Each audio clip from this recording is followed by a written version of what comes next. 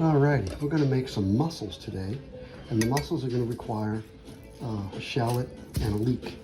So what I'm going to do right now is just slice through the leek this way and soak it in some water to try to get all the sand out of there. Alright, so we're going to take that shallot now, while the leek is soaking in water to get the sand out. I'm just going to slice it nice and thin.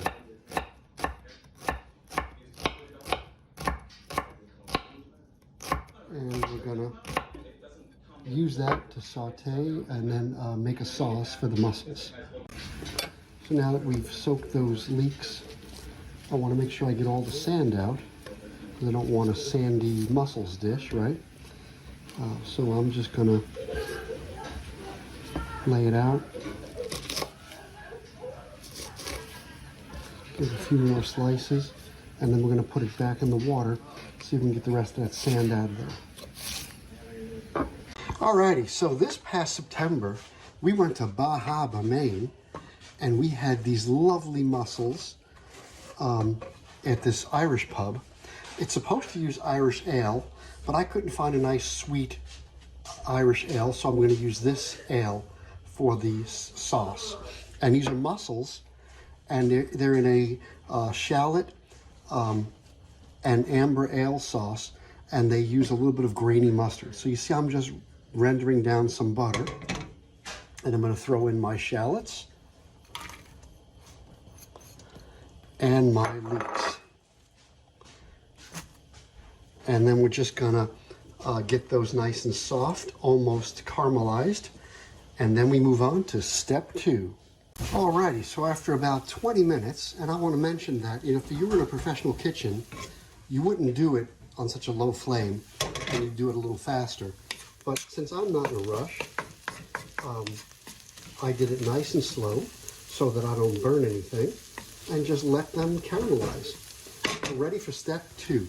Step 2 is adding the cream. This is a cup of heavy cream, and I'm going to let that reduce all the way, and then I'm going to add a cup of ale. This recipe is not an actual recipe from Paddy's, but it's as close as we're going to get, because they won't obviously give the recipe out. But it's Paddy's, and it's in Bahaba, Maine, and if you can't make it to Paddy's, this will have to do. So after that cream reduces a bit, I'm going to say reduce in half perhaps, I'm going to then add a cup of this ale, and I'm going to reduce it again. So that cream is reducing nicely, and already the sauce tastes pretty good. But we still have several more layers to add. As soon as that reduces a little bit more, we're going to add in the ale, reduce it some more, then we're going to add in the grainy mustard, just a little bit, and then we're ready to put in the mussels. So whenever we want to have the mussels, 10 minutes before you want the mussels, that's when you pop them in. All right, look at how nice that has thickened. You see how the cream has reduced quite a lot. So it is time now. Same thing, a cup of the ale. And now we're going to let it reduce again. And that's going to bring a nice complexity. But I am going to take a quick taste, because a few times we've done this, different ales caused it to be a little bit bitter, and I don't like that. And this one is not bitter at all. That ale is perfect. So let's let it reduce. Then we're going to hit it with the mustard.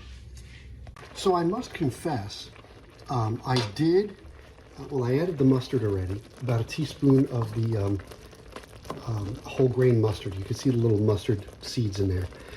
I did add a bit of sugar, maybe about a tablespoon of sugar, because the beer did get bitter after it reduced a bit.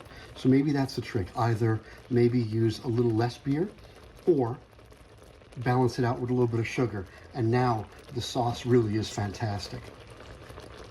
So here's a little trick I learned from Julia Child on one of her TV shows. I've got a bowl full of mussels here. I just threw them in some tap water. You don't want to let them soak in tap water because they will die. But I'm going to throw some cornstarch in there now.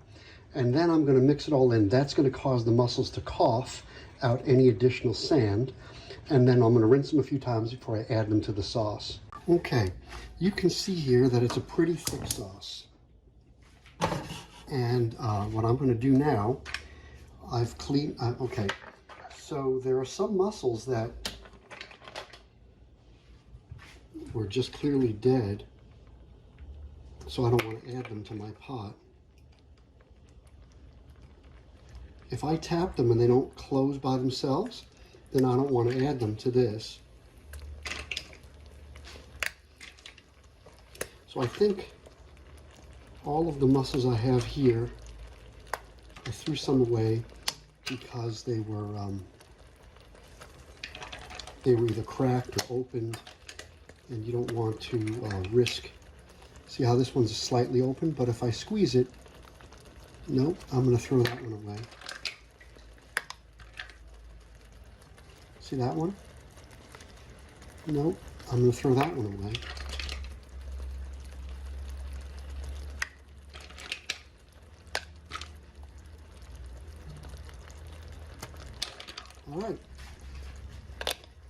All right, so little by little, I'm just rechecking the mussels to make sure that they're closed, because I don't want to enter any dead mussels that have been sitting and rotting into this dish.